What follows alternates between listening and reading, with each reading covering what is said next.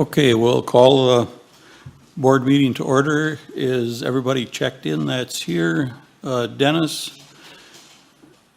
Deb's not here yet, and Bill is absent, excused. Everybody shut their cell phones off. If not, please do so now as a reminder. Boy, that makes a lot of people dig in their pocket. Okay, and we will start off with a moment of silent meditation, then the Pledge of Allegiance, and please remember all the people in our protective services.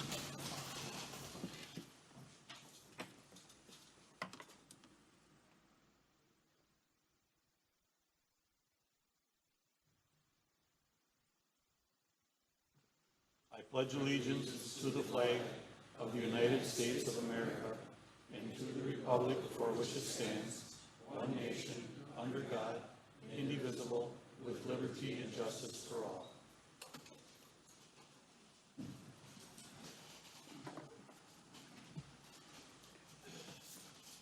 Okay, next item. Approval of the minutes from the June 23rd, 2021 meeting. Is there a motion to approve? Motion by Randy Young, seconded by Aaron Damrow. Is there any questions or comments? Okay, then by acclamation, all those in favor say aye. Aye. Opposed, same sign. Motion carried. Public comment. Is there anyone in the back that is wishing to speak to address the board? Okay, seeing none, we will move right along. Motion to deviate from the order of the agenda. Motion by Gene Hoppy, seconded by Marv Klosterman. If you are in favor of deviating, all those in favor say aye. Aye. Opposed? Motion carried. Okay, chairman's report. Got lots of goodies, but I'll keep it as short as I can. Peter Tillman is here, and he's going to give us a little update on Skeppy and a few things they've been working on. No, hold on, Pete. I'll go through my stuff yet, and you might want to sit down because I got a kind of a laundry list. But I'll keep it short.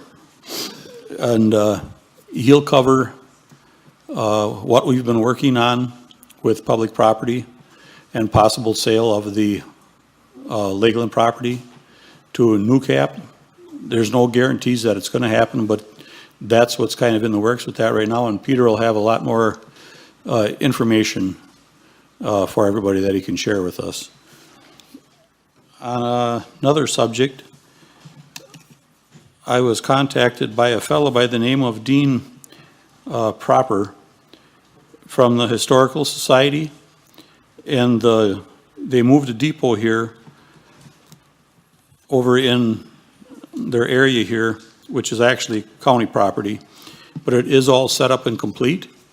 And he's very happy with the project, the way it turned out and everything is done.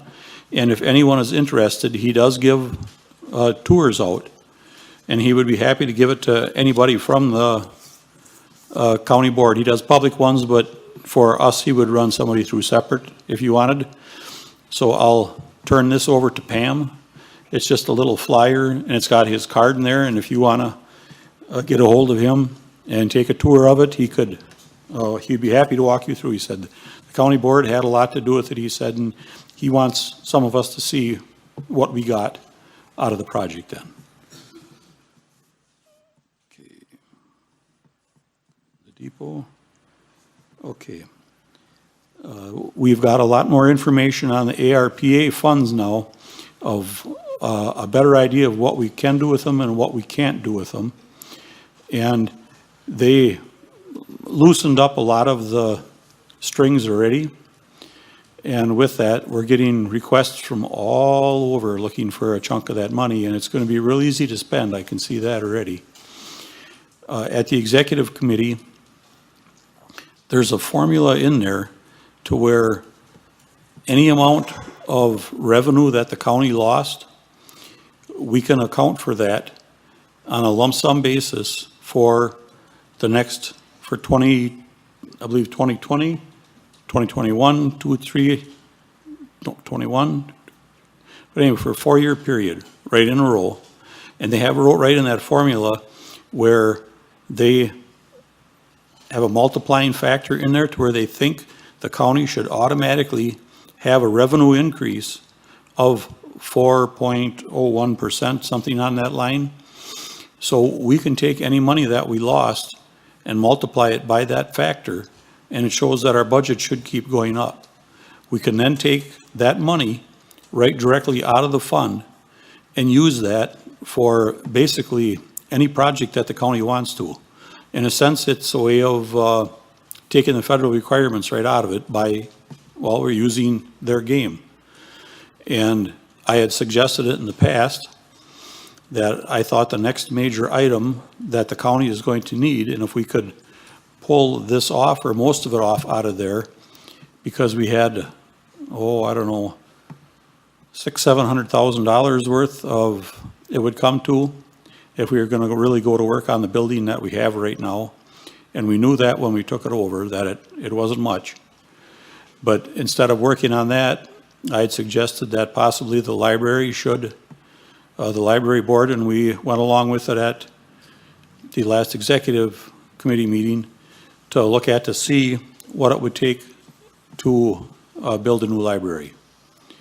Now, it's way out in the future. It's not going to happen overnight, but we have till 2024 to, if I'm reading it right, we have till 2024 to appropriate the money and let them know where it's going to go, but then we have till 2026 to actually spend it.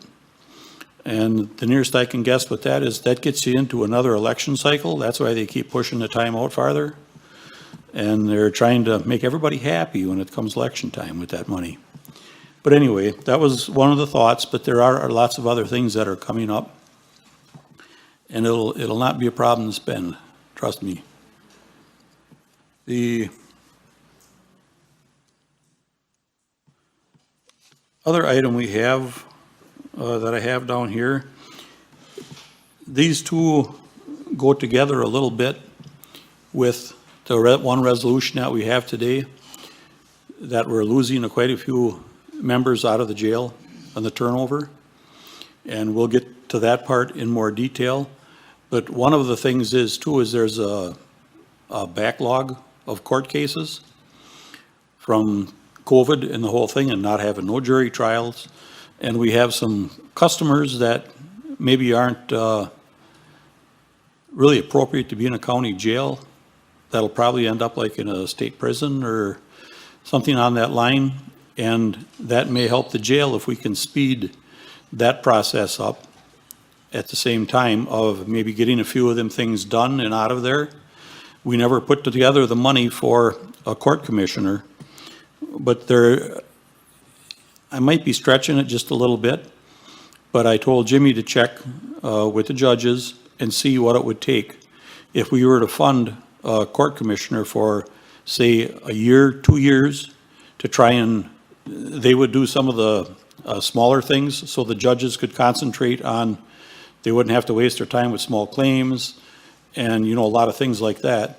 They could spend more time having jury trials, and that would maybe help clean the jail out a little bit and let them catch up. So them are just, like I say, some suggestions, but the jail is another big item today. Otherwise, I probably wouldn't even have had a meeting if this wouldn't have come up, but I figured we might as well do it and be done with it. So with that, Peter?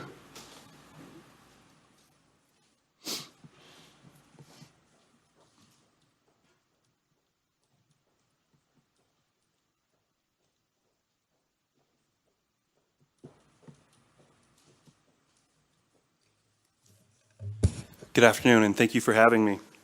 I was able to put a brief overview in your packet of activities from SCEPI in the past year. And I just thought I would start with just a little bit on the basic, what the economy looks like in Shawano County and what you can think of as COVID hit. Some of the impacts that the stimulus has had on the county. I don't have the dollar amounts, but as you can see, there were over 1,400, almost 1,500 PPP loans to the county. I know some were multi-million-dollar awards. There's a lot of money that went to businesses to keep them afloat. Those numbers will be finalized a little bit later. Today, the restaurant numbers came out, but it was 500,000 lines, and I wasn't able to sort it before this meeting.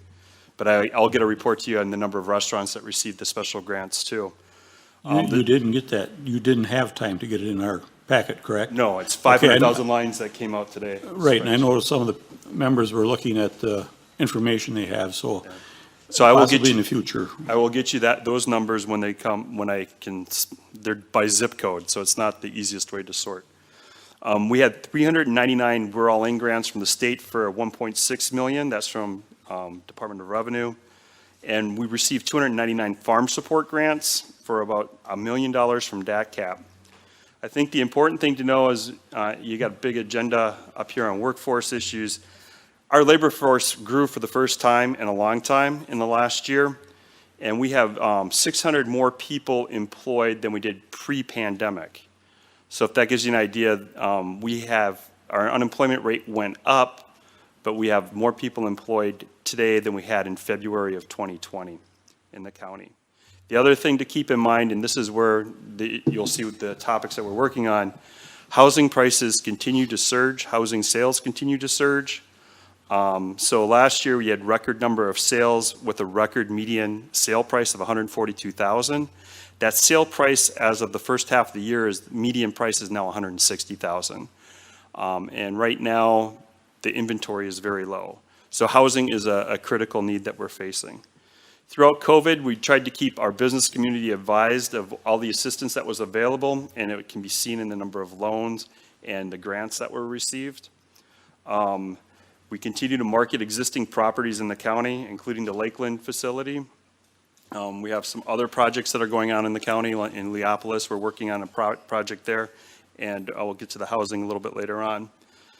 2 business sales during COVID, both retail, which was nice to see. And I can walk a little bit into the Lakeland facility. I did have a Zoom call with NewCap yesterday. They have indicated what they would like to set up in that facility would be a health clinic, housing services with their comprehensive services and programs, and they would also put in their in the manufacturing area of that facility. It's called NewCap Builds. It's their prefab housing development work, and it's also like an apprenticeship carpenter training program. Ideally, at that area, they'd also like to put in what they call My Garage. That's a partnership with NWTC where they train mechanics to work on cars for low-income individuals. Unfortunately, they also came in with budget numbers that to do the project that are a little bit mind-blowing. The purchase is agreed upon with the county. They purchased the facility for $200,000, and they believe the remodel cost will be about $550,000 for a total of about $750,000 on the remodel. That we have to figure out the financing for. But we'll work our way through that one. Also, the Reinhardt facility, we've finally got it listed with New North, and there is a user potentially going to be looking at that one to bring that actively back onto the tax rolls here. And the other big one that we're working on is with the airport and the new runways that are put there and potentially getting some business development out there. We've been fortunate enough to work with ATW and their airport director to give us some ideas. He was happy to help and come in and help with the airport commission. So he's been meeting with them, and I meet with him again next Friday. On workforce side, a lot of the youth apprenticeship and young persons, getting them ready for the workforce, a lot of those meetings continue to go on. I'd like you to put September 30th on your calendar. I was able to secure a national speaker on workforce development and how to find employees and keep them happy. His name is Chris Sarnak, and he's normally about a $10,000 a day speaker. He's going to come in pro bono and do a session in Shawano for us on the 30th. I'm doing that in partnership with the chamber, and then just other alliance stuff. On the broadband, this is another big issue I know with the community. This year I served on the New North Broadband Committee, and we did secure a EDA grant for $500,000. We're evaluating vendors on Friday. This grant is probably the most important one because it's going to finally map who has internet service in the 18 counties, including all of Shawano County. I know a big issue is we have what on the maps by both the PSC and a lot of our vendors that say, we have cell service here. And when you go there, or cell service or broadband service, when you go there, they don't have it. So this map will give us an accurate indication of who actually has broadband where, and then we can fill in the gaps more cost effectively. We continue to work with the PSC and to identify vendors that are going and putting broadband in the ground. Right now, we know that our two major gaps in the community, aside from the Mountain Bay Trail, that area, just because of topography, is our northeast corner of the county and our southwest corner of the county. Those are not being served really well. The northwest now has got a lot of work going in by Wittenberg Telephone and by Spectrum. You're not going to notice it, or you don't have the access to it right now, but they're putting in, I think, almost $12 million worth of fiber in the next year. I'm also working with our neighboring counties, just because if we use a wireless solution, the wireless solution might be better coming from Oconto than it is from Shawano. So we have to be aware of where we are and everything else.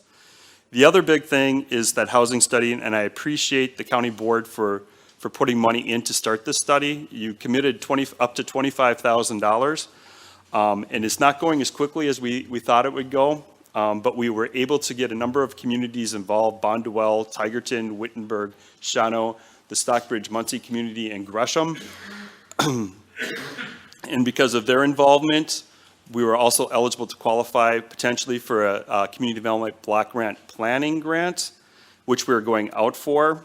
And if we receive that grant, the county will be on, their commitment will be somewhere around $10,000. So we will save $15,000 on the up to for you guys. And because of the grant, it's going to take a little longer to get done, but we should have the study in place and be able to market that to developers to bring in more housing starting next year and start growing the tax base a lot quicker. We are also working with a group to develop a transitional housing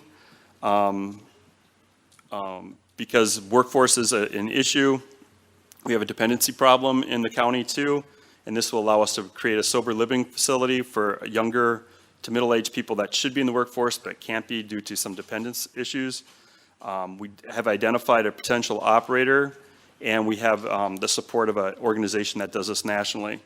So we're hoping to get that up and running in the next 6 to 12 months. I continue to work with developers and builders, but they need the housing study for that.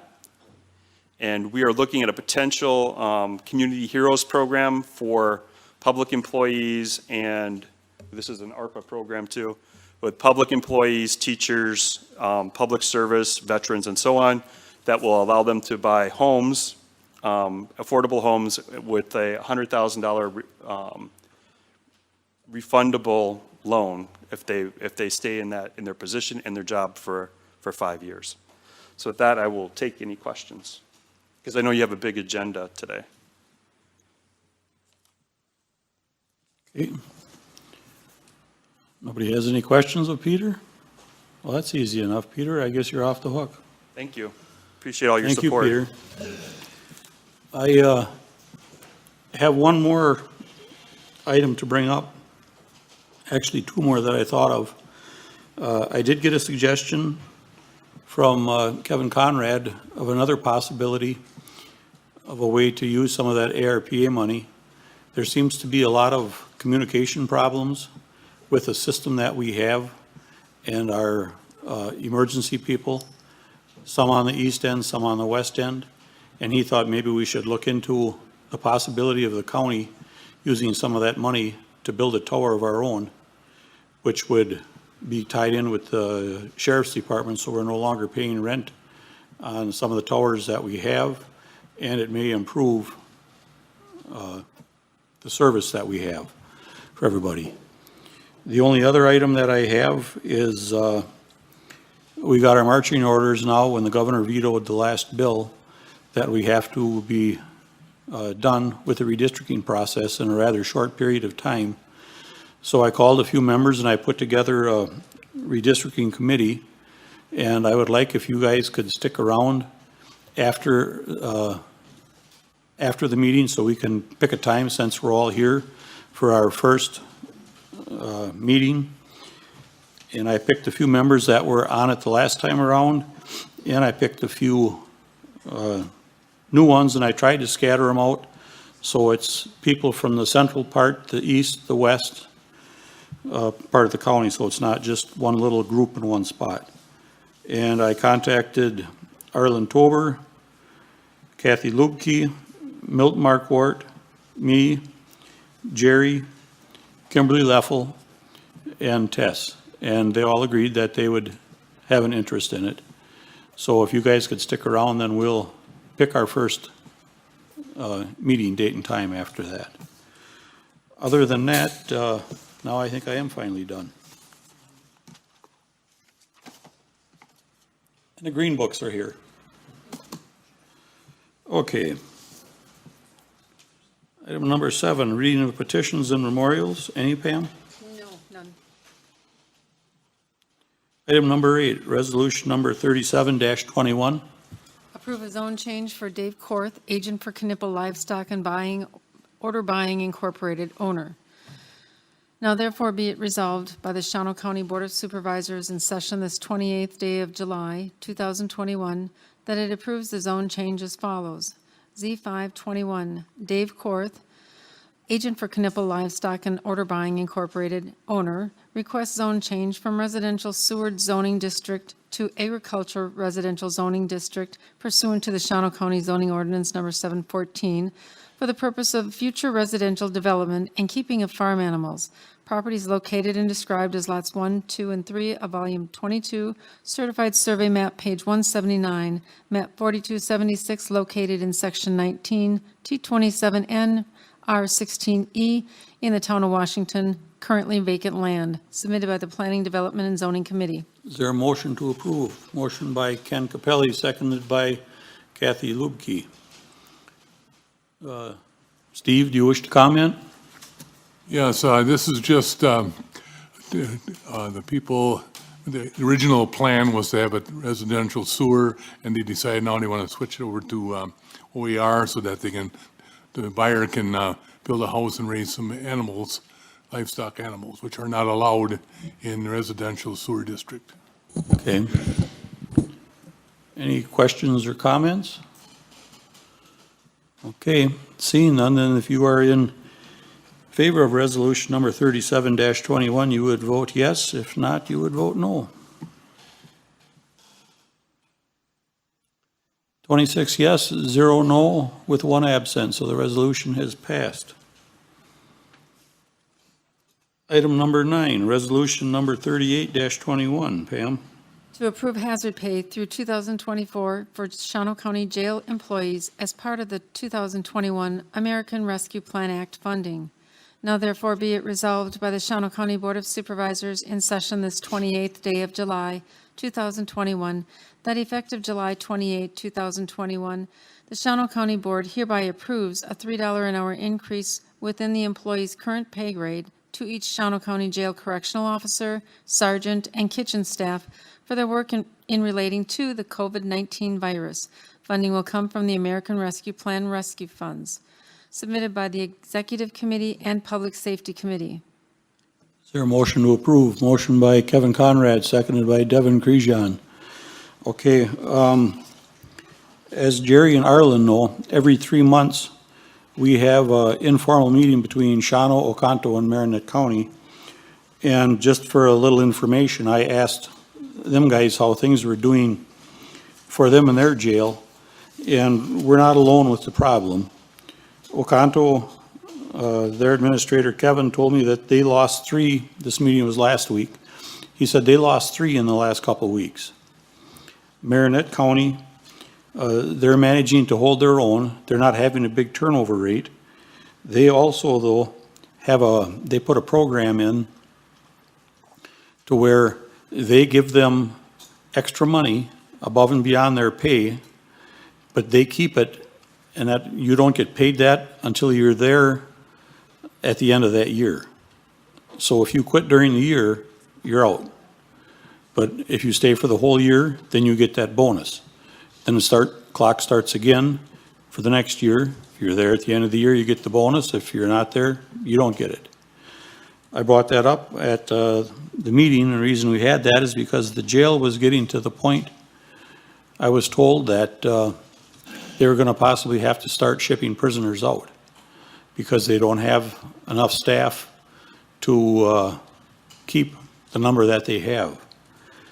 So Jimmy was talking with George, and they decided we should have an emergency meeting, which was right before the executive committee, and then I put it on the agenda for the executive committee. That way, if we do wish to do this as a full board, it could be handled this month till next month. If we do this, I'm only looking at it as a way to try and stop the bleeding. And the problem, though, is going to be after 2024, where do we come up with the money? And I've been looking for suggestions in the past from anybody that can come up with suggestions of where we can cut and save some money, because the rate this is going, and we can't raise no revenue any other way, we're going to have to start looking at, I think anyway, across the county, countywide, of what services do we really have to provide and what services do we not have to provide. And we may have to make a few hard decisions, but times are changing.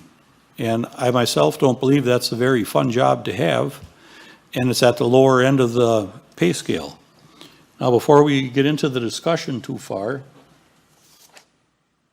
everybody has a sheet on your desk, and that shows, Carrie put that together to show us what the budget figure would be. That's why there's no fiscal note on the resolution. And as you noticed, this has been amended once or twice for this little small agenda. I apologize for that, but, well, we got new staff working at all different levels, and this all happened so fast that it's going to be a little hit and miss here and there. If you go down to the very bottom, the current starting pay, and I got this at our last Tri-County meeting, Marinette County, starting pay for a jailer is $19.94 an hour.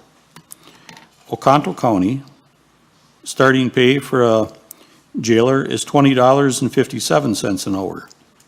Shawano County, current starting pay is $17.95 an hour. So if we were to add what's proposed so far today, the $3 on there, we would then be at $20.95. We would be the highest one of the three, which would be a little more than what the other ones are at. But I don't know what happened, why they're that much farther ahead. With us, is it something to do with the Carlson-Detman study? Is that getting outdated? Or the lack of, it seems, people that are willing to work? I don't know exactly what the cause is, but I've had other suggestions too that I think the Sheriff's Department's going to have to look at. One was, I was informed that they don't like the long schedule. I believe they're working, what, 12-hour shifts right now? Okay, and that's what one of the people that work there said. They would rather see it go back to an 8-hour shift. And I believe that 12-hour shift came from the Griffith study. Would that be correct, George? I believe that came from a study, but when we poll, it's like 1 or 2 want the 8 hours, and the whole rest of the jail wants a 12 hours. One of the problems now, Tom, is because of the short staff, they are having to work 18-hour shifts. Okay. So that's what led us to this point where we're at. Now that everybody has the whole history, Tess Serrano. Thank you. First of all, I'd like to voice my opinion regarding it being called hazard pay. These are essential workers, and as you guys know, I've said it before, I'll keep saying it until it's till I'm probably dead, our county workers don't get paid enough money. When I attended the executive meeting last week, I heard a comment made that Carlson Detman had proposed a 2% increase for county workers, but that hadn't been followed by the board. Now, some of us are new, some of us are older, so I don't know how far back that particular comment would go for. I think you guys said Carlson Detman was contracted in 2015 or 16, not sure.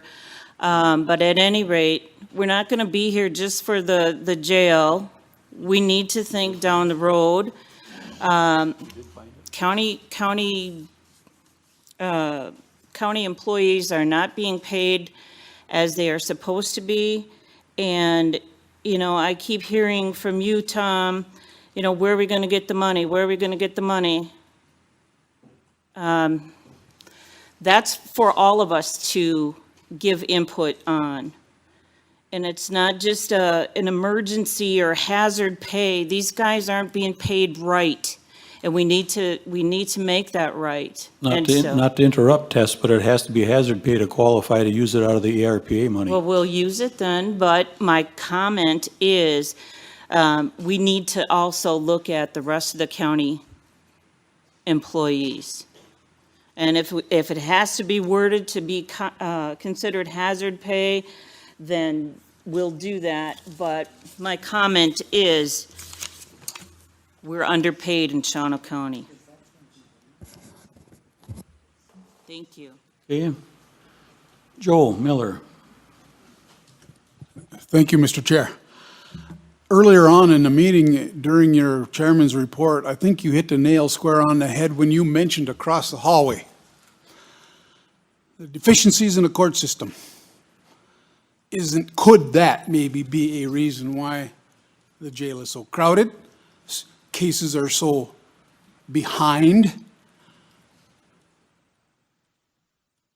the backlog of cases as compared to other counties is astronomical?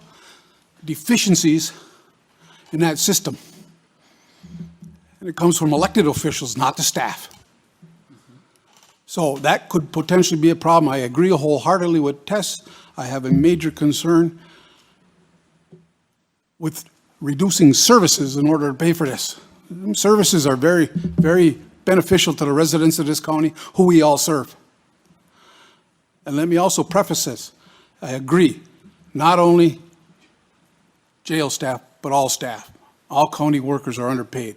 So let me preface that. I'm wholeheartedly in favor of seeing increases there in order to keep up. And then the other comment about comparing with other counties, the numbers that you presented, if we go up $2, we'll be right with them, but what happens when they raise theirs as well? So thank you very much. I appreciate your time. Yep. You're right, Joe, it's a bidding war. Richard Furfecki. Thank you, Mr. Chair. Now, at the public safety meeting and at the executive committee meeting, I made the same comment. Okay, now we're going to give this hazardous pay for, and they have to have it. George can correct me, but I think we lost 11 jailers in the last 2 months, right, George? I believe so. Okay, now we're going to give the hazardous pay this $3 raise for the jailers, and at the end of 2024, you're going to cut the $3 and they're all going to quit? We got to have a plan in place that we can continue paying these people a fair wage, and we got to do it somewhere. We just got to quit kicking the can down the road. This isn't going to work. I mean, if you got to pay $135 a day to farm out prisoners, and you got to realize that all the surrounding counties got new prisons, so they got the room. So what are we going to do then? We got to have a plan. Okay. Arlen Tober. Yes, I'd just like to say I agree with Teresa on that because it's it's just not the jailers here. It's, you take like in the highway department, they just know that already. They leave to go to a different county, and they start them at the pay rate that's our high. We're actually, our guys are going to like to Wapaka and that and start, and they start out, even though they're the highest paid in Shawano, they're starting out at starting wage in Wapaka. But here, I think we have to, you know, we say we should do it all at once, but we can't. There's no way you can go to work and do everything all at once and then sign a big bill. I think we're going to have to start with one department and just keep working at it. And like here, you can see right here, why would anybody work here for 17, just about 18, when they can get $20 someplace else close by, the next county? And we should, and you talk about efficiency, we could save money through efficiency. You look over the last 5 or 10 years of what the county is doing and how the departments are running. They're running this county on a shoestring budget. And they can't do anymore because the state tells you what to do, how much you can spend.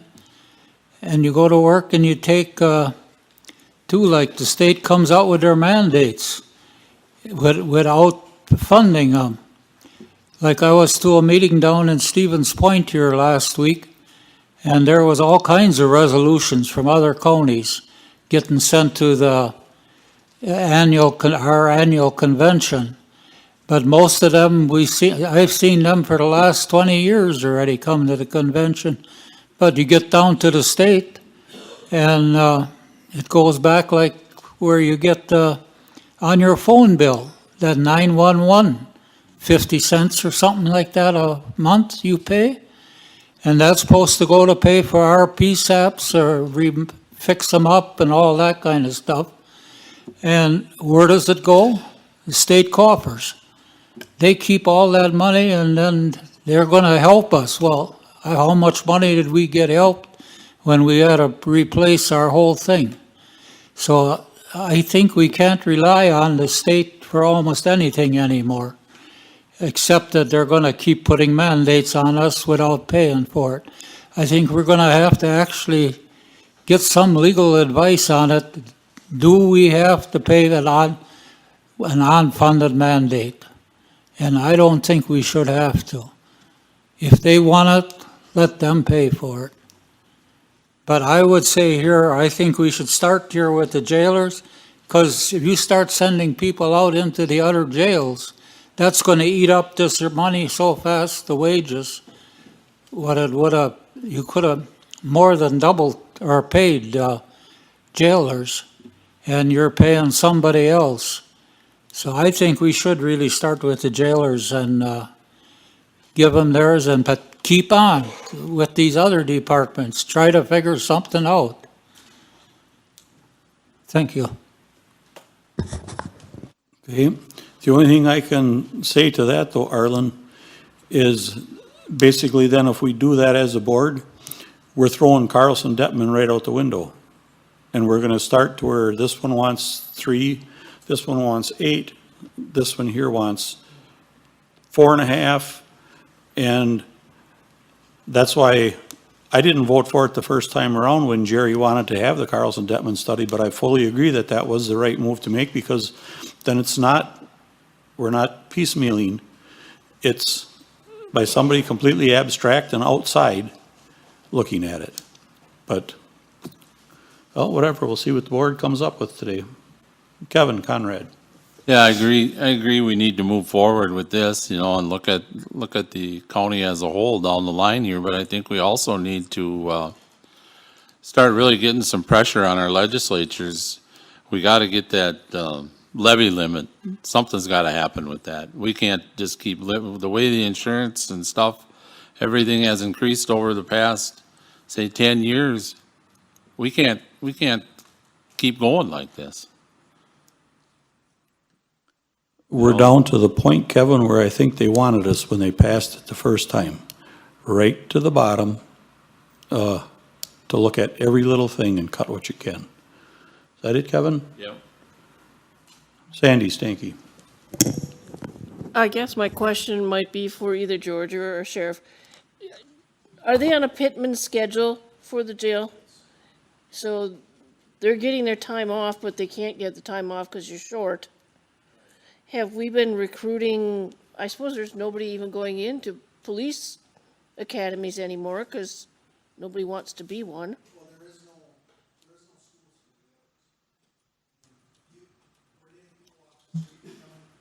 Hold on a minute. Hold on a minute. Okay, well, we'd like to come up front, actually. Please do.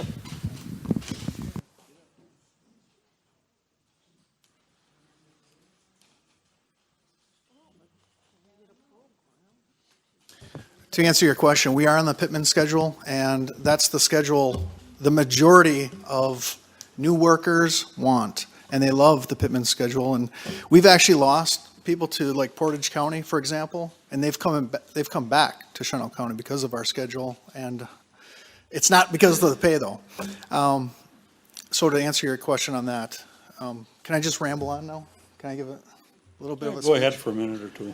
Yeah, I really appreciate George, the executive committee, the public safety for bringing this forward, Jimmy, for getting us here to right now. I think this is a great plan.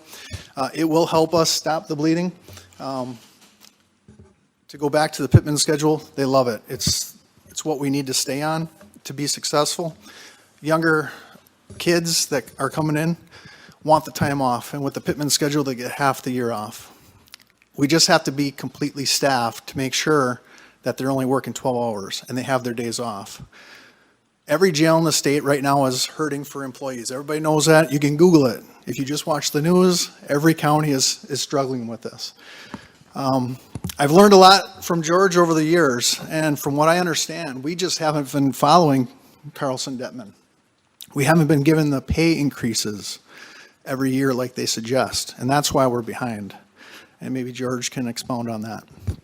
But to get into to this, and maybe I shouldn't say nothing because all the comments have been great.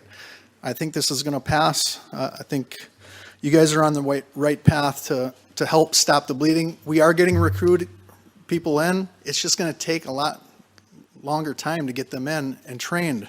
It takes a long time. I mean, we're at a critical point right now. And you can hear from Dylan and all of our other staff. We're at the point, if we lose any more people, we will have to ship people out. And that's going to be $3,180 per day right now. Almost $1 million a year. We'll be paying someone else to house our inmates. Some of the folks that are quitting, we're not losing that bad to other counties. We're actually losing to other businesses within town. Walmart, Torberg's, Charlie's. We just had a good correctional officer, good man, served in our armed forces, recently quit. And he basically said, we have some really bad people in our jail. They are fighting almost every day with our correctional staff. They're calling them names. These people, it's not a joy to come to work. When you're getting screamed at, kicked at, spit at, and it's almost on a daily basis. And some of these folks, and we alluded to earlier, Tom, you mentioned it. It was mentioned, we got to get them out of our correctional facility, and they need to be in the prisons. But that's an issue we can't solve, us personally. But it's really taken a toll on our staff. And this pay increase will help. It'll help stop the bleeding. It will help. Other counties have done it. In other states, I've shared a few articles with folks that's seen it. It does help keep people. But right now, we're competing with locals. And that correctional officer, to finish my story, he basically said, after fighting with all these people and getting blood in his face and all that, he's like, I can monitor the shit out of potato salad and get paid the same and do less work. And that's the truth. And that's why we're losing people. There's many factors. Pay, they're being forced to work overtime. So this pay increase will help for hazard pay, however you want to call it. It'll help. We are recruiting. We're trying to get folks in there. We can't find female correctional officers. Every correctional facility is having that problem.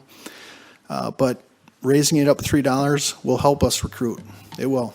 So I appreciate this effort. I appreciate the time. I appreciate the folks that are here and want to make it better for our employees. Correctional officers are a critical public safety function. They make our communities safer. All you have to do is spend a day and watch those folks do their job in there and deal with what they have to deal with, and you will be very appreciative of what they do every day.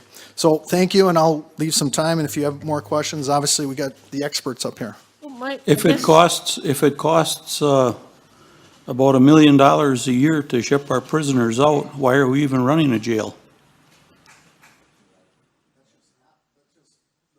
It's a statute.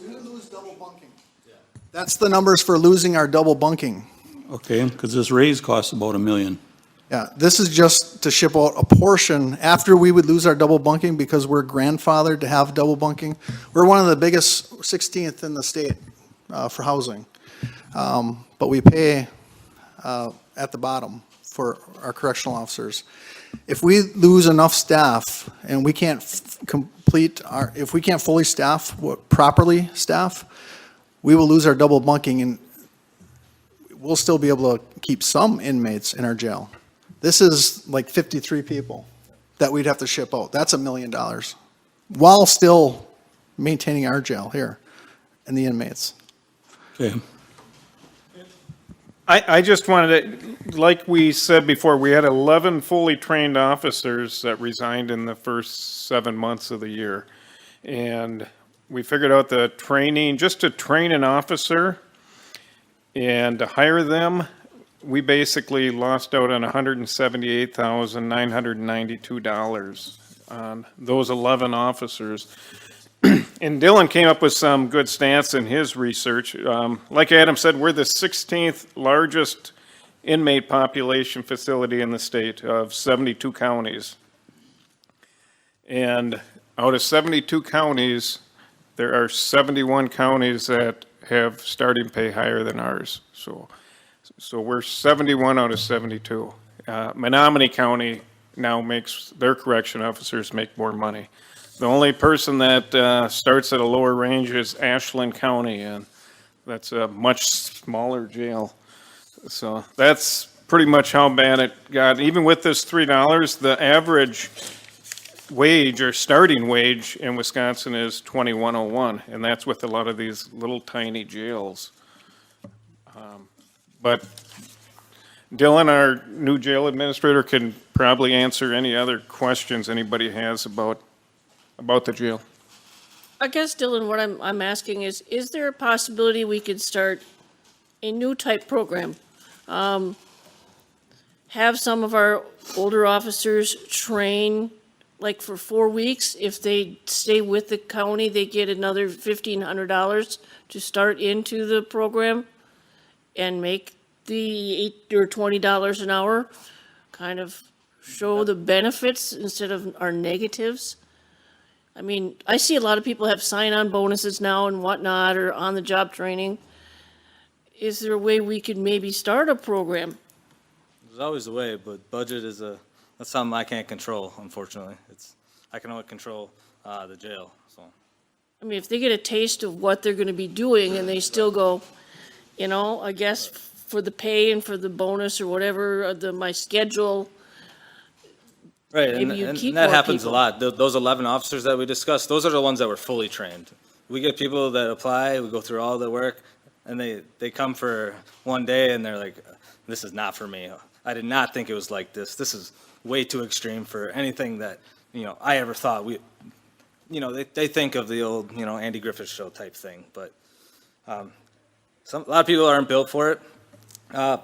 Just one other thing, like since the start of 2015, 71 officers have resigned or been terminated. That is insane. There's only 36 total officers. 71 in a span of 6 years. There's a problem. I'm just worried about that.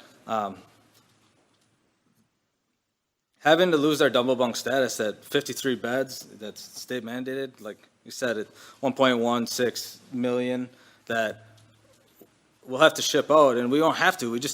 All we need is to get some more officers a reason to stay. We need them to keep them here. You know, it's a tough job, but like you said, they're losing it to local communities because they're able to raise a lot easier. They don't have to worry about the levy like you guys do, but it's kind of it's a necessary function in the community to keep this jail going, and like this is this pretty desperate time. So Is that it, Sandy? That is, no, thank you. Okay.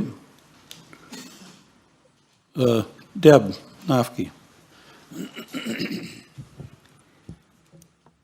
Maybe we should focus on some of the bennies, like the Wisconsin retirement.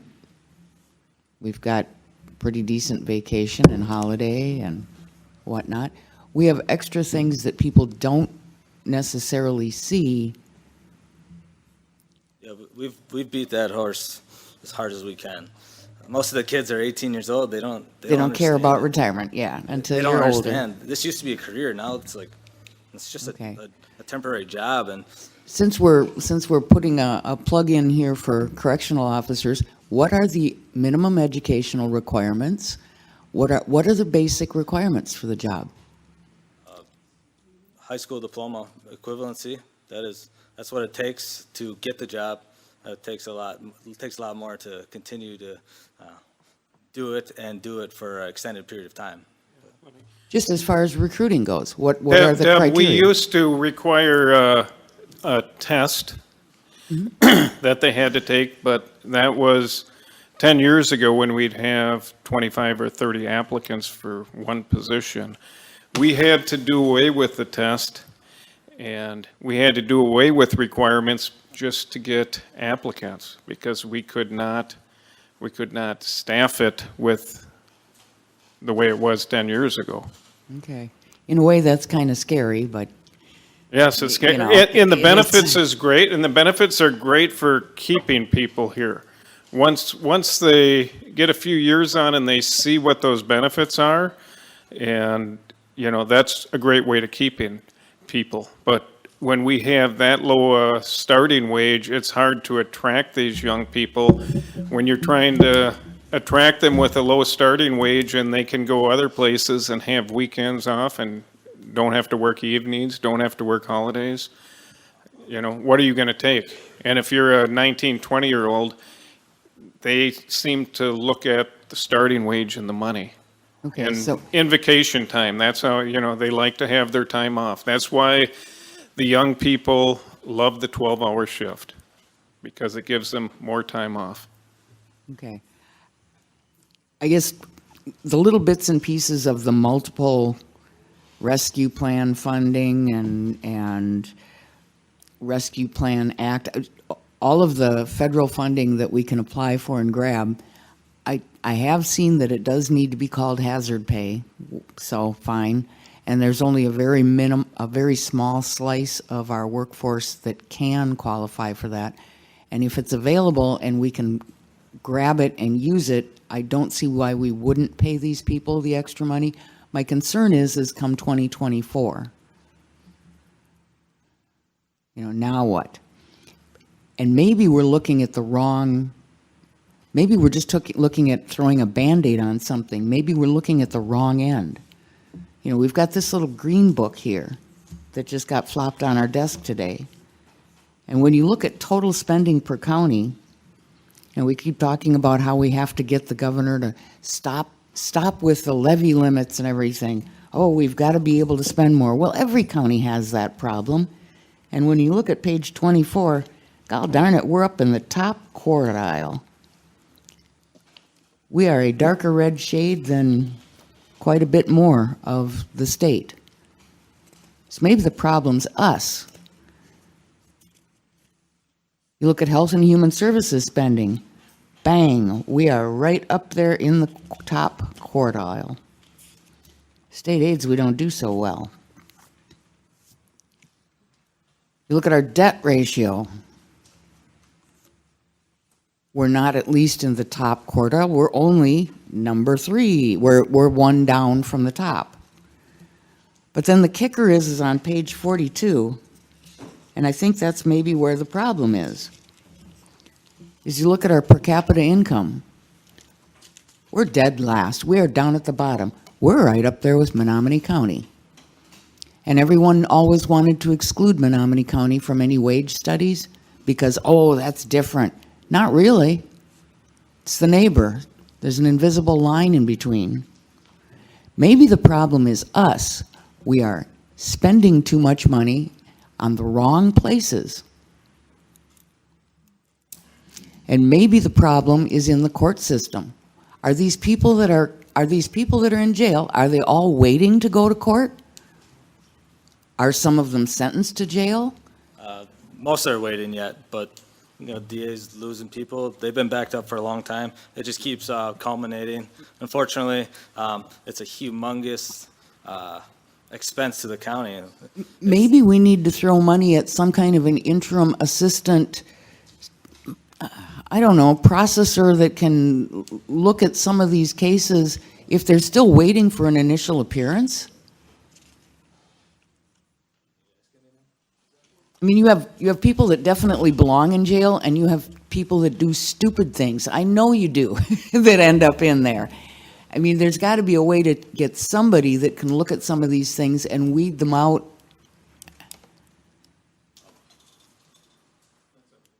I just think we're looking at, I'm going to vote for giving these people $3 because I think they need it. But I think we're looking at the wrong end of the horse. This is just a Band-Aid. There's a bigger problem here. I Yeah, if agree you with got Tom. ideas, I'm all ears. No, I agree with Tom. I think we should send out a survey to the public and ask what services they want their government to provide. I don't know why we don't do that. I'm not saying to the public, I'm saying there's places and things that we can do ourselves, and that's what I've been saying for the last 3-4 months, but the committee chairman, when it's budget time now, has to look at every line item. Because there are still things we can do. We got the 1%. Maybe we don't continue with that 1% carryover anymore. Kerry come up with a very good idea here a month or so ago. A department head, if they want to move any money within their budget from one line item to another line item, they would have to fill out a request, and it would have to go to Kerry for approval. Why? It's their budget. At the end of the year, if they don't make it, they got to explain why. There's all kinds of things that can be done like that. Eliminate that. At the end of the year, they have to answer if they're over budget. No matter what line item they used it out of, it's still all spent, and they're over, or they got some left. There's a lot of things like that to where it's got to be looked at, it should be. Because that saves a lot of time, and time is money. We tried to do a service priority study once, ages ago. And we got the most crazy, convoluted results. It was not at all what we asked for. It was on some kind of crazy scoring and weighting, and maybe if that was given another stab, but differently, instead of trying to weight things, and because every department feels that whatever they do is the most important thing under the sun, but it might not be to the average person out on the street. And that's what we're really supposed to be serving. I don't know. I think we're looking at the wrong end of the horse. This is just a Band-Aid. Exactly, and that's what I said it was from day one. And It's we just have a to quick look at- Band-Aid to stop the bleeding.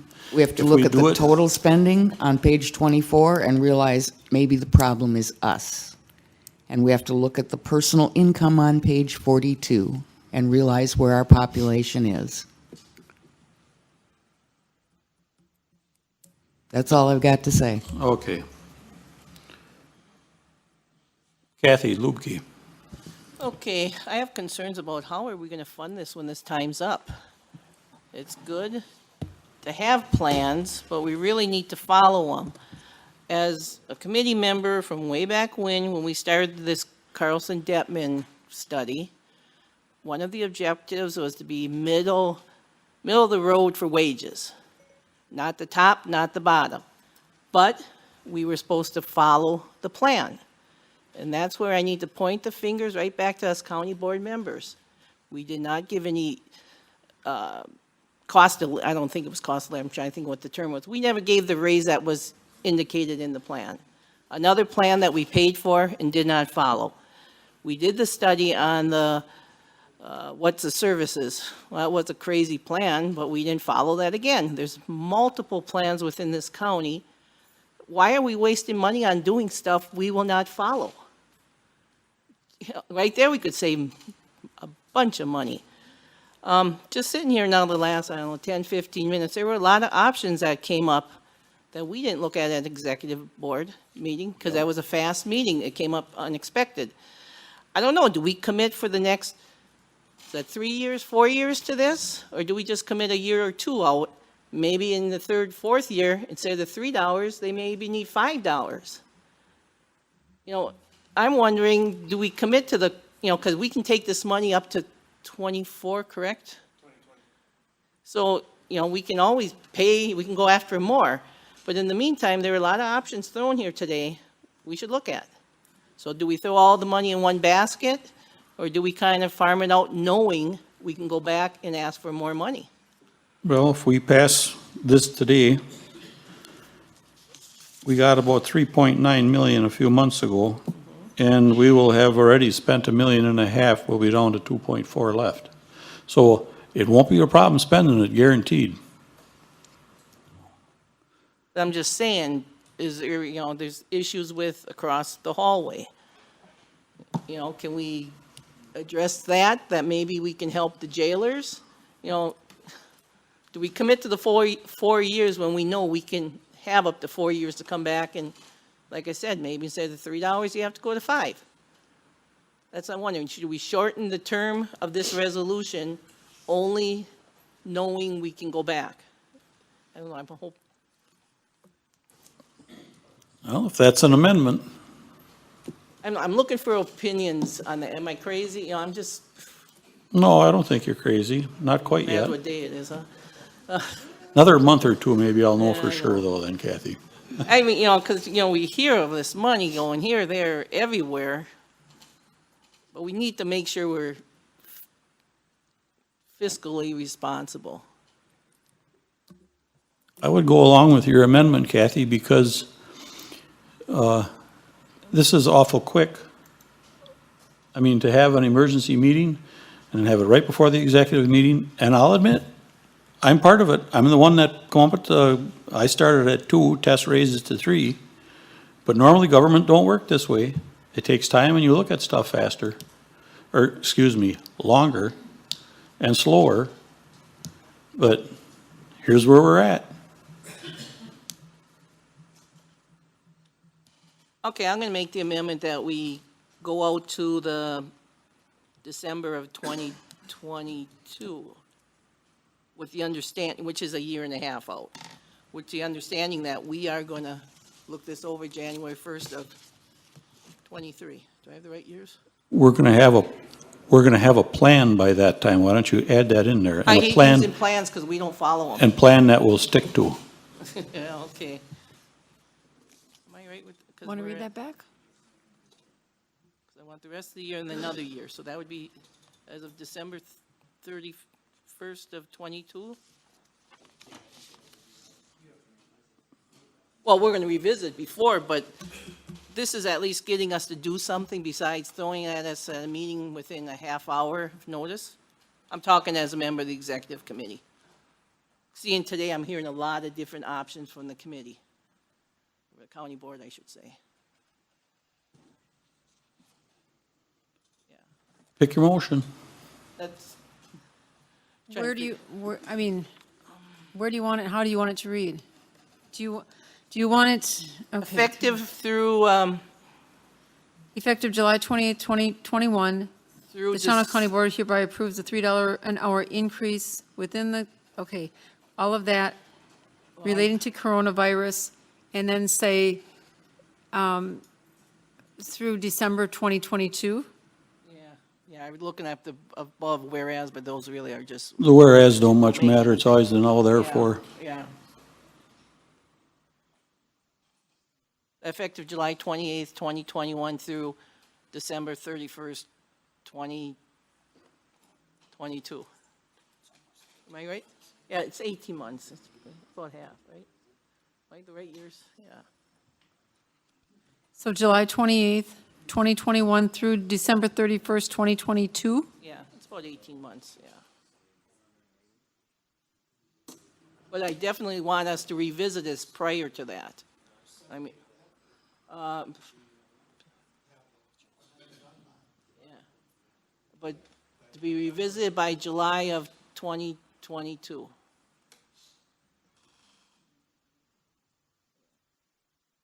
And you want that in the, you want Well, I that in want the it clear that we amendment too? do revisit this. I don't want it to fall by the wayside. Because at that time, we may have to go up to $5. But the revisiting you want in your amendment too? Yeah. There's a lot of times we want to come back and we don't. That's the problem. Always make sure you guys have it in there, because Put it,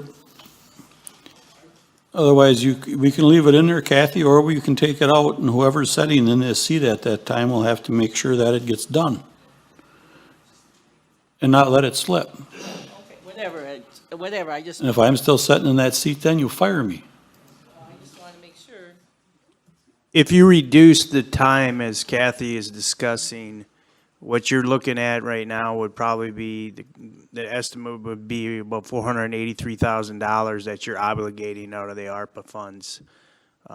So that's a difference from 1.1 million that would be obligated, as she's discussing right now. If I lose any more staff, that 1.1 million is going to a different county. I wouldn't be here if it wasn't like threat level. And we shouldn't be here. There should have been steps taken. There,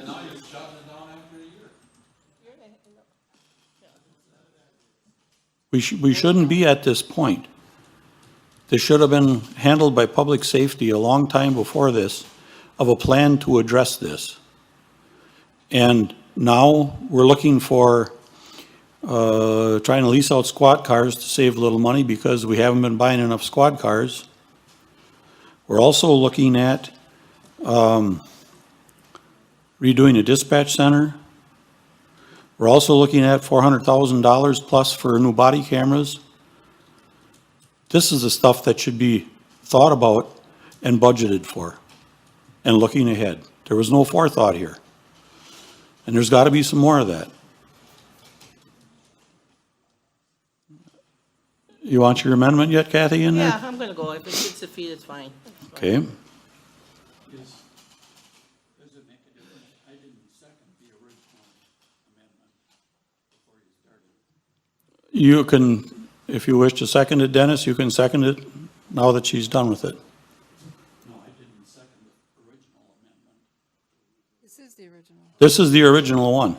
No, the original resolution. I didn't second it. I don't, my name was on it. Oh. Okay. Who was the second? Yep, Devin Crejon was the second, correct. It's okay, Pam, I make mistakes too. Sometimes I think setting up here was one. Oh, okay, sorry. I was up one.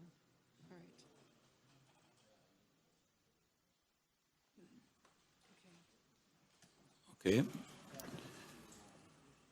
Okay, what's Kathy's motion? Motion by Lukey, seconded by Knack to have the now therefore read effective July 28th, 21 through December 31st, 2022. Okay. All right, we have a motion and a second. I don't think we had a second, did we? Did you seconded it, didn't you, Dennis? No, okay, that's Kathy's motion, so you got to take that off, seconded by Dennis. I have seconded by Dennis. Lipke and Knack, right? Nope, wasn't seconded by Dennis. That's when he was speaking. You were the one who did it, right? Who did the second? Nobody. I don't think anybody seconded me. My question is. Okay,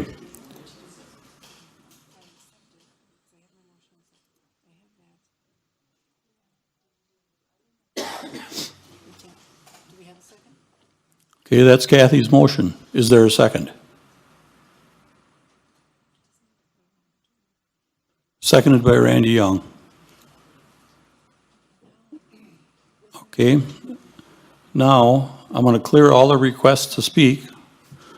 And anybody that wants to chime in on the amendment only. Deb Nofke. Yes, you can. I'll have it up here in just 1 second. I was having technical difficulties. Well, while she's having technical difficulties, I will just wait, chime in. Hold on. Okay, it was a motion by Lipke, seconded by Randy Young. to have the now therefore read that effective July 28th, 2021 through December 31st, 2022, and then the rest of the now therefore will read the same thing. Okay, Deb? Kathy, I respect what you're trying to do, but I don't think it's appropriate in this case, because you can't give a $3 an hour addition for a one-year window and then take it back, and you know it. We're going to end up having to pay for it somehow. This is federal funding that if we don't allocate and commit it here, someone will spend it on something else. And then you're going to be screwed in a year. I mean, either you want to do this or you don't, but it's federal funding, and we might as well make the commitment so that it doesn't get pilfered away, because it will. Okay, is that it, That's all I Deb? got to say. Kevin Conrad. No, I think if we adopted this amendment, then we're sending the wrong message. We're trying to get long-term employees here. You got a 3-year commitment. You got it coming from the federal government. And if we don't, just like Deb just said, if we don't allocate it or set it aside for this, it's going to go somewhere else. And then all of a sudden, in a year's time, well, now where are we going to come up with that? And I think we need to move forward with the original amendment. I'll vote no on the amendment. Okay, I'd just like to remind everybody that sooner or later, we got to find it. Yep, no, I understand that. Okay, is that it, Kevin? Yep. Mark Boland. Thank you. I agree with both Deb and Kevin on this. Let's go back to the original amendment, folks. It's sending the wrong message, and Tom, you said it earlier, there's plenty of places to spend this money. If we don't allocate this money right now, we're gonna spend it somewhere else, and then in December of 2022, we're gonna look like a bunch of fools. Thank you. Any other comments on the amendment? Okay. Oh, Jerry Erdman? Yeah, I wouldn't support the amendment at all. I'd rather go with the original resolution. And hopefully within a few years' time, our deadbeat legislators down in Madison will get their you-know-what taken care of, that they'll get rid of some of the things that hurt the counties. They think about more what's going on in Madison than they do about really what's going on in the counties and how we're trying to survive. So no, I wouldn't vote for the amendment. Okay. Any other comments? Tess? I would like to make a motion to go back to the original. Can't do that. All right, then my vote's no. Kathy? I will take a motion to pull my amendment off the floor. Can I do that? Vote on it? Why don't we just vote on it, and then in the minutes, you can look like a loser? Yeah. I look at it a little differently. I look at it, Okay. I'm trying to help. No, them. this is very constructive. This is what It we is, need. Yeah. Because everybody's got to wake up and look. We can't just always And I rubber just hope- stamp something I and just say hope that we it's start okay. looking ahead, and We all got to look at it because we're all sitting here to do that. That's our job. I think just to be making. Okay, we have a motion and a second on Kathy's amendment. All those in favor, vote aye. If you are not in favor, vote no. Ooh, 4 yes, 22 no. So the amendment has failed.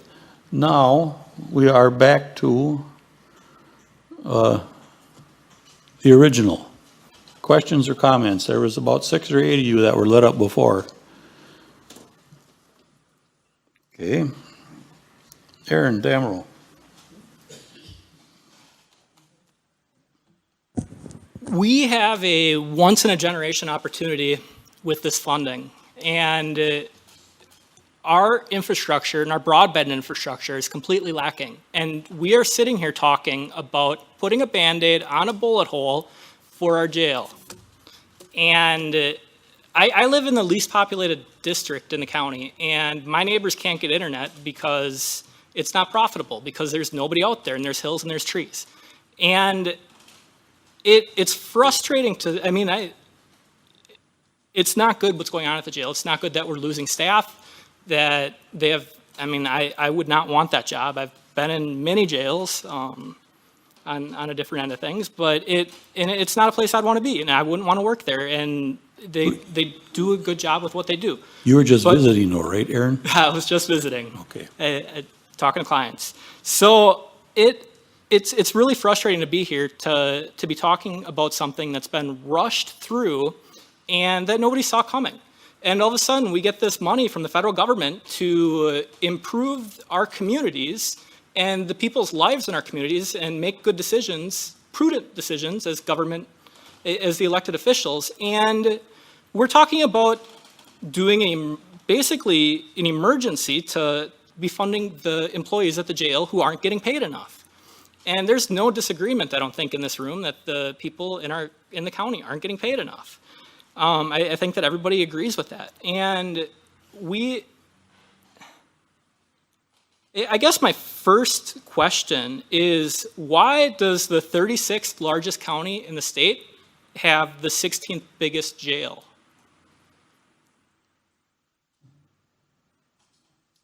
It isn't actually the jail, it's the prisoner population, correct? Yeah, the prisoner population. But, I mean, if we're going to be honest, Menominee County, and it's kind of a pipeline for. Menominee County doesn't have as many prisoners. There aren't many Menominee County cases in the court system. So there's not many Menominee County prisoners. It's Shawano County prisoners in our jail. We don't have good enough lawyers to get them off, apparently, Aaron. So I wanna go into, well, that's our whole court system. We have an absolute failure of leadership in our criminal justice system. It starts at the top. We are here today because people weren't looking at what potential problems we have down the road. We have no plan for the next 10 years in our criminal justice system. We're getting off the resolution. But I'm getting there. So we have, since in 2020, Shawano County, I mean, this is all tied to hazard pay and in COVID. So our state had a reduction of jail population by 36%. Shawano County had a reduction of our jail population by 12%. We were the 6th lowest in the state to reduce our jail population during COVID. So that tells me we had more jail admissions in our county last year in 2020 than Marathon County. So that tells me that we're not looking at the big picture of who's in our jail and what we're using our jail for. And Portage County has a population of 70,000 people, and in 2019, they had 1,500 jail admissions. Shawano County in 2019 had 2,400. So we have more people in our jail than other counties, are we using our jail correctly? And we have no plan for how to address the criminal justice system in our county. And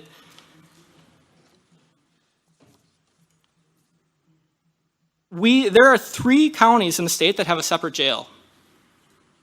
We are one of 3 that have a Huber Center for their inmates. Other counties don't have that. And I guess my question for the sheriff is, are we using ankle monitoring for our Huber inmates right now? Yes. For all Huber inmates people that are on work release are on ankle monitor, or are they in the jail? It's a case-by-case basis. What does that mean? Case-by-case basis? What percentage of our inmates are on? I don't know. We can circle back to that. Jen Psaki's here. We can get you those answers. But to go back to some of your I'm not done. points, So I think that our Huber Center is part of the problem. I have heard from the public defenders that their clients are not getting out on Huber. And how many ankle monitors do you have? we can circle back to that. If you want to email a list of questions. We're we can here get today to vote for whether or not to Money. give your employees a Right. raise, I think. Right. So let's talk about that. If you want to talk about ankle bracelets, we can talk about that another day. I But let's think talk that about money. the issue is our entire criminal justice system and how we do things. I'm proud of Shawano County because we are tough on crime. If you want to talk about FBI statistics and what happens in Shawano County versus other counties, we can do that as well. Our officers actually do a very good job working. And I'm not saying that they If- don't. If you look at our numbers, just traffic stops, we do a lot more than Wapaka. And we have a lot more people in jail than And Wapaka I County. And they have appreciate- 10,000 more people in their I county. appreciate our officers who are out there doing OWI enforcement, who enforce OARs out there.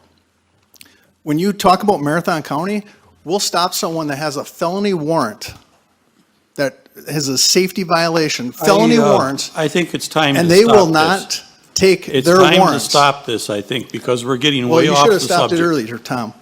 No, it's time I'm to stop proud of this. our We're criminal getting way justice off system. the We're tough subject. on crime here, and I'm proud about that. Mr. Chair, We're done.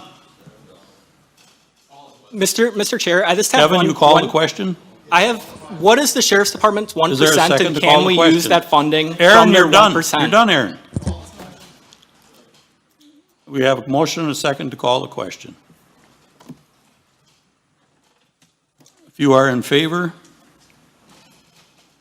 of the $3 increase,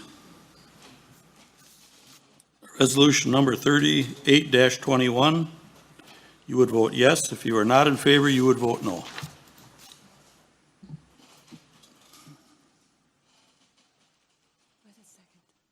Huh?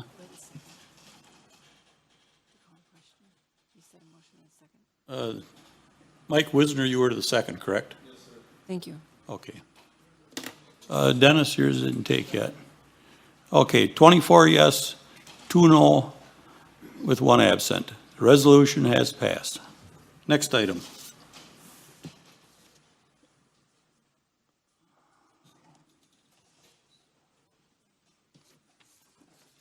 Annual reports we have from, they passed them out today from UW Extension.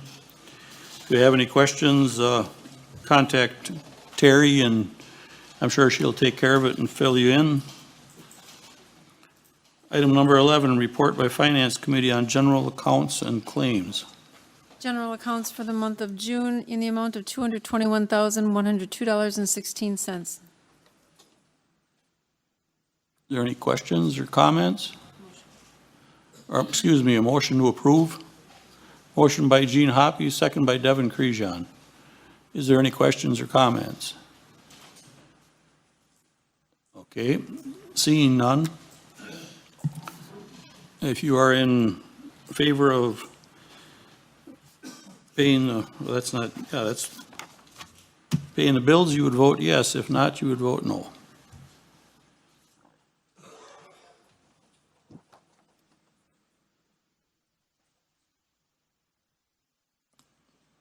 $26 yes, 0 no, one absent. Next item, number 12, special orders or appointments. We have Community Services Advisory Committee, reappoint the following for a 3-year term: Emily Beaver, Tammy Brandt, Jessica Delzer, Candy Krieger, and Patsy Robertson.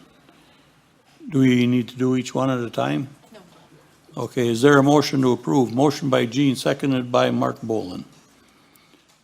Any discussion? That's what we're doing. Why, is the supper cooking, Jean?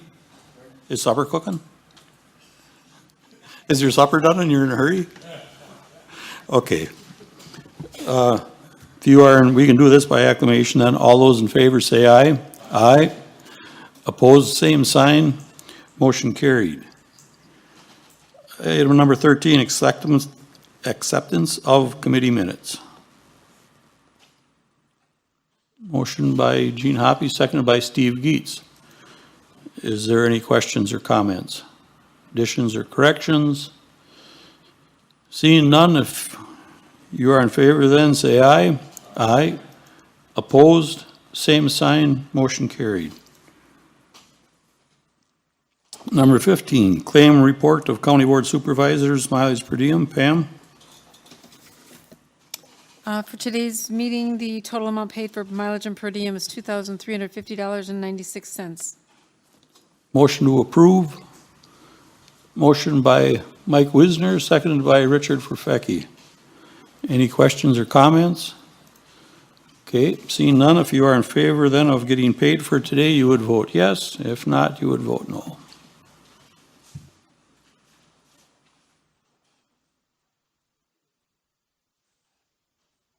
Marvin?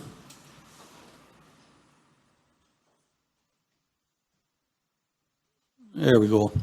26 yes, 0 no, 1 absent. Number 16.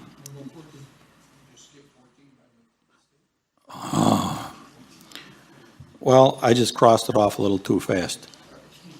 Committee comments. Here we go. John? There's one thing, and I won't be here when this has to be resolved, but the matter of spending is not all mandates by state. In fact, the state action put the mandate on the county to ask the citizens if they want to spend more. We can spend more if our constituents allow it. So that's not moving the control to a higher level, it's moving it back down to those who pay the bill. Okay. Thank you, Joe Miller. Hold on, there you go. Thank you, Mr. Chair. Two brief comments. Shawano Menominee County Health Department hasn't released statistics, it's my understanding, correct me if I'm wrong, since May. And it's also my understanding that there's some discussion about moving it towards a Facebook instead of website, which I disagree with. There are elder citizens in this community that rely on a website and they don't have access to Facebook. So would somebody please address that and get that information out to the public, because we are not out of this woods and the woods is getting thicker. I forgot what my second comment was, so I'll leave it alone. Thank you very much. Okay. You want to check on that, Randy, with Terry? Okay. Sandy Stanky. I guess my next comment for board members' comment would be that where do our people want us to start spending our money and what services are they looking for? We represent the people, so I think as board members, we should be going out to them and asking each one of our districts and our constituents, what's important to you and how do you want your money spent? So we can bring it back here for ideas for our budget. But let's start listening to the people we are supposed to be here for. Okay. Rick Geezy. On your desk, the UW Extension had a book out, Shawano County Rural Resource Guide. It's a great book they put together. It has to do with depression and suicides and everything amongst farmers. So if you could take it back to your communities, get it at your town hall or something, it's page through it, they did a great job with it, I feel. Thank you. Good thing you looked at it, because I didn't. I thought that was their annual report they were handing out. I lost track in all the fun.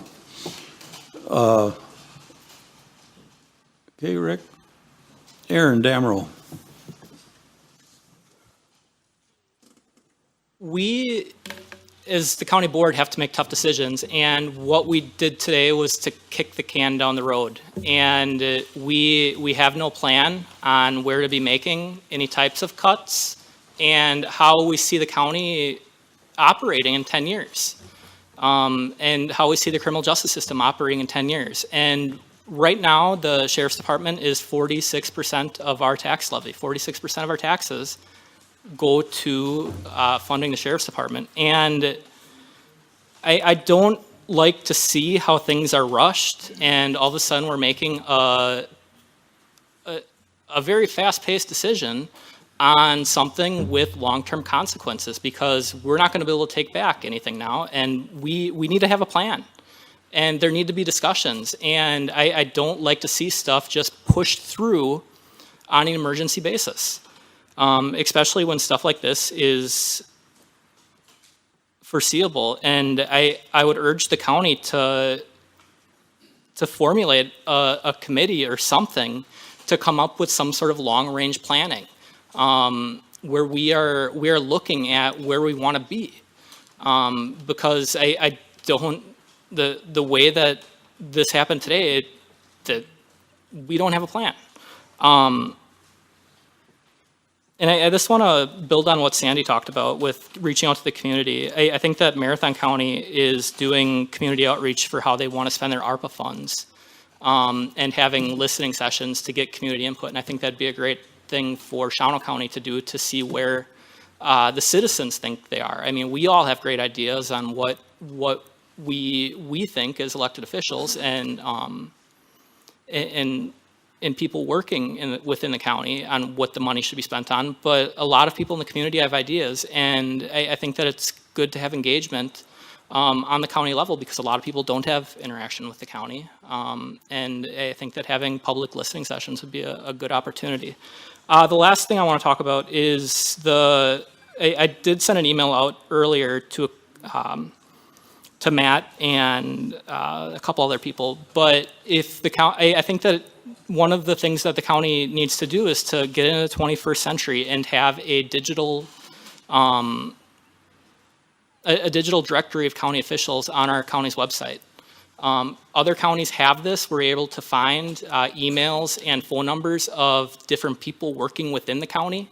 And you're able to search by department, and it's really important to have an email address, especially somebody, I mean, working as an attorney, interacting with people in the counties, being able to get a hold of somebody, a specific person, by email or phone number, that's important. And I think that our community and our constituents need access to government, and sitting in a phone tree trying to find an email address for somebody is kind of not beneficial. I think that we are here to serve the people, and making sure that people have access to government is important. And I would like to see the county look at putting digital directory on the website. So that's all I have for today. Okay. Terry Tipton. Thank you. I'm concerned that the next emergency across the street is going to be in the dispatch center. I know there's animosities over there already, so one side gets more pay, there's going to be some hurt feelings again. No, that's not countywide. Oh, countywide is the problem, yeah. We got to figure something out, Terry, and it's not going to be easy. Because, not to pick on Tess, but she's always saying they're the first responders. Well, you know what?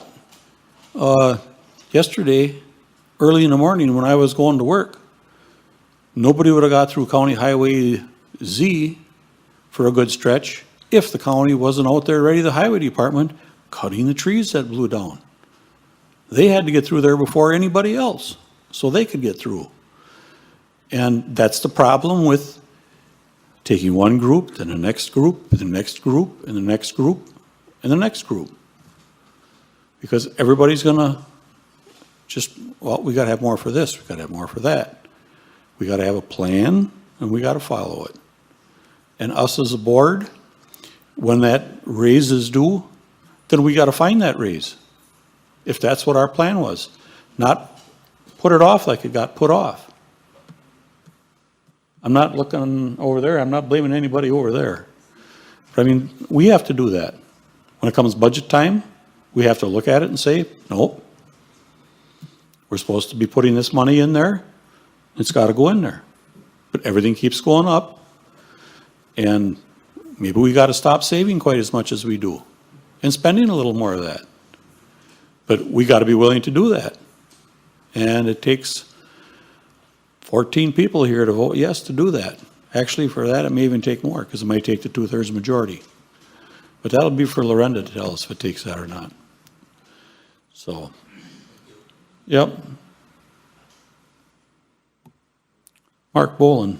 I'm not gonna beat a dead horse, but you did forget to mention that on the 21st of August is their grand reopening for the airport. They're gonna have the big celebration with the Warbirds, a car show, and I heard that Tom Kautza was taking the first airplane ride Nope, I on turned the that new over. runway. I turned that over to Dick. Right next to you, Dick is, he's taking my place.